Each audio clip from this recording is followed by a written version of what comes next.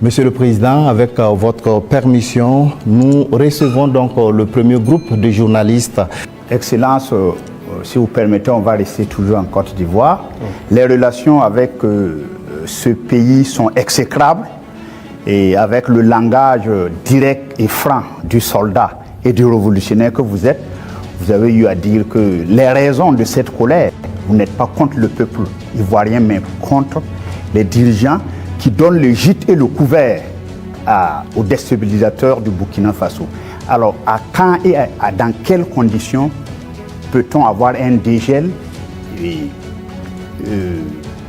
un ambassadeur, un échange d'ambassadeurs entre les deux pays? Ça dépend de... De toute façon, ce n'est pas nous qui avons commencé cette situation. Moi, je me souviens au tout début, même le jour du 30 septembre, est-ce que l'une des premières personnes qui m'a appelé, ce n'était pas le président Alassane Ouattara. Et après, son petit frère est venu par 2 fois nous voir et tout ça. C'est vrai, on peut dire que les relations étaient bonnes, mais il a voulu qu'on suive une certaine direction. Mais comme vous avez dit, en tant que révolutionnaire, nous savons que nous ne sommes pas là pour ça. Nous étions là pour la révolution. Et la révolution, c'est une rupture. On ne peut pas suivre une certaine politique. Et donc, petit à petit, les relations ont commencé à ne pas aller. Et comme vous l'avez constaté, tous ceux qui ont voulu peut-être certains privilèges, quoi que ce soit, n'ont pas eu, se sont mis à se mettre contre nous, se sont déployés là-bas, sont entretenus, sécurisés et tout. On sait de quoi on parle, parce qu'ils savent aussi de quoi on parle, pour agir contre nous. Il n'y a pas quelqu'un qui a quitté la Côte d'Ivoire et qui était venu ici en son temps. Nous avons observé ça pendant près de 2 ans. On les a parlé plusieurs fois. Ils nous ont dit non, il faut qu'on passe par les règles de l'art, il faut que la justice émette des mandats et tout ça. On a fait tout. Ils ne répondent pas. Monsieur le Président, ça ne marche pas. J'embraye avec la question de mon confrère pour rester sur la Côte d'Ivoire. Comme vous le savez très bien, la Côte d'Ivoire a une élection présidentielle cette année, dans quelques mois. Est-ce que c'est quelque chose qui vous intéresse? Ça nous intéresse d'autant plus qu'on a beaucoup de compatriotes en Côte d'Ivoire quand même. Et on craint qu'il y ait des violences. Et ça, ce n'est pas forcément la bienvenue. Parce que nous avons vécu malheureusement les années passées aux violences en Côte d'Ivoire avec les opérations Bahiri. Tout le monde a subi ça au Burkina. Aujourd'hui, vraiment, nous ne souhaitons pas qu'il y ait des violences. Tout à l'heure, vous avez semblé dire quelque chose. Je voudrais que vous précisiez, parce que c'est un peu très sensible selon moi. Est-ce que vous semblez nous dire qu'aujourd'hui, la Côte d'Ivoire servirait de base arrière à une organisation visant à déstabiliser le Burkina Faso?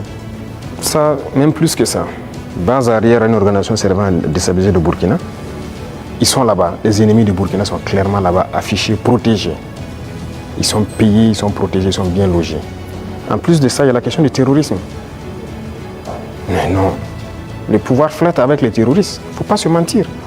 Attendez, croyez-vous vraiment que peut-être l'armée ivoirienne est tellement surpuissante que quand les terroristes les voient seulement, ben écoutez, cela, il ne faut même pas les toucher, quoi que ce soit. Vous croyez à ça? Ils sont tellement plus puissants que les 3 armées de l'AES. C'est fou. Il y a un pacte de non-agression. Et quand il y a un pacte de non-agression, vous devenez une base arrière. Et tout ça, ça m'inquiète justement. Si ce pays, il y a des crises, le pays sera attaqué par les terroristes. Parce que s'ils ne gagnent plus ce qu'ils gagnent, le pays sera attaqué et ce pays va sombrer.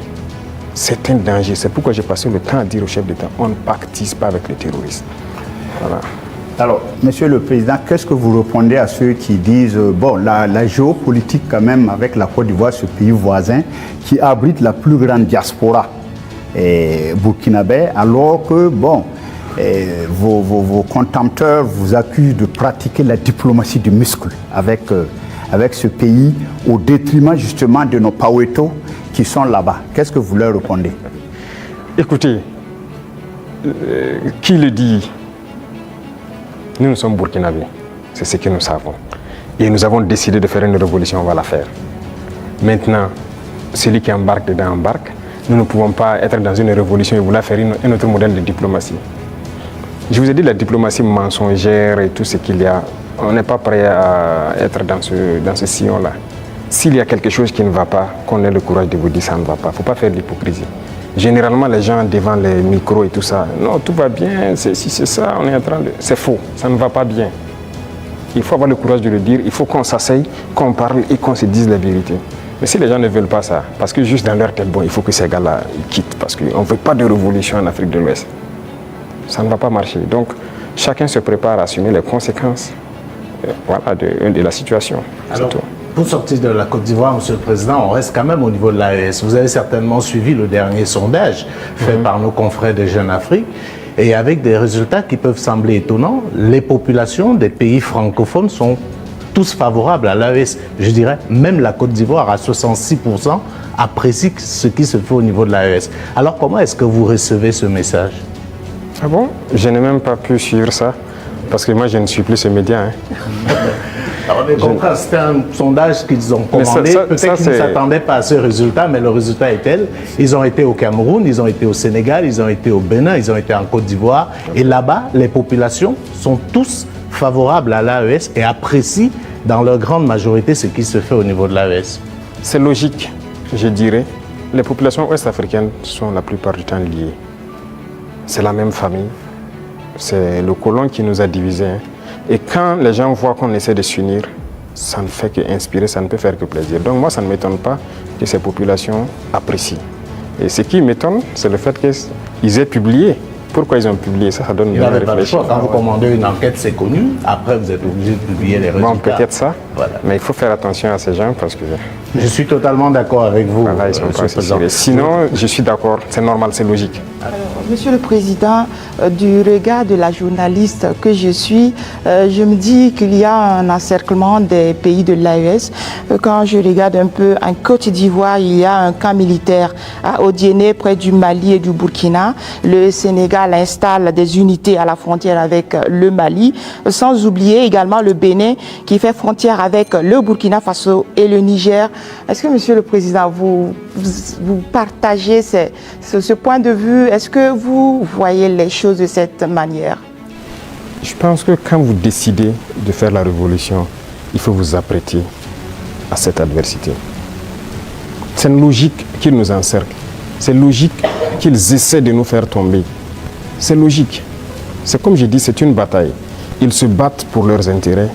Et c'est à nous, si on a décidé de faire la révolution, de tout mettre en œuvre pour que cet encerclement soit vain. Vous voyez, l'Afrique, on a l'habitude de ne pas avoir d'abord une armée forte. Il n'y a pas d'État s'il n'y a pas d'armée forte. Mais bon, c'était le système. Comme je l'ai dit une fois aux couleurs, ils sont venus nous flatter. Non, il ne faut pas vous armer. Même dernièrement, je pense qu'il y a dans une interview un général américain qui l'a dit encore que nos pays n'ont pas besoin d'être militarisés. C'est leur conception. Nous sommes comme des enfants, c'est eux qui doivent venir s'asseoir, faire la sécurité pour nous. Et beaucoup de pays sont dans cette situation. Ils ne construisent pas d'armée. Et quand la situation arrive, c'est le chaos. Nous sommes en train de construire une armée forte. Voilà pourquoi j'ai dit on se bat en burkinabé et on se forme en burkinabé. Ça, c'est très important. Avant, c'est quoi? Chaque fois, les forces étrangères, tout le monde vient pour former vos soldats. On vous prend comme des moins que rien. Aujourd'hui, beaucoup de forces étrangères cherchent à venir s'entraîner avec nous. Vous n'allez pas imaginer. Les plus grandes puissances cherchent à venir s'entraîner avec nos soldats. Mais ce n'est pas juste l'entraînement. Ils veulent apprendre comment on fait, comment on procède, qui nous entraîne. Mais personne aujourd'hui ne sait comment les birs sont formés, comment on les entraîne, comment on les équipe. Pourquoi nous on croit que c'est les autres qui doivent venir nous former? Ils n'ont pas créé quelque chose. Ils ont réfléchi, nous sommes dotés de cerveau. Donc il faut une armée puissante pour faire face à l'adversité. Ils vont continuer à nous encercler. Parce qu'il y aura toujours en Afrique des États comme ça, des chefs d'État comme ça qui vont autoriser. Parce qu'ils ont les mains liées, ils trahissent toujours, ils vont accepter toujours que les impérialistes viennent chez eux pour attaquer leurs propres frères. Ça, si vous acceptez la révolution, vous devez partir avec ce concept. Ça va exister. Donc on n'y peut rien, on fait avec, mais c'est à nous de nous préparer pour que l'encerclement soit nul, qu'ils ne puissent jamais atteindre leur objectif. C'est tout.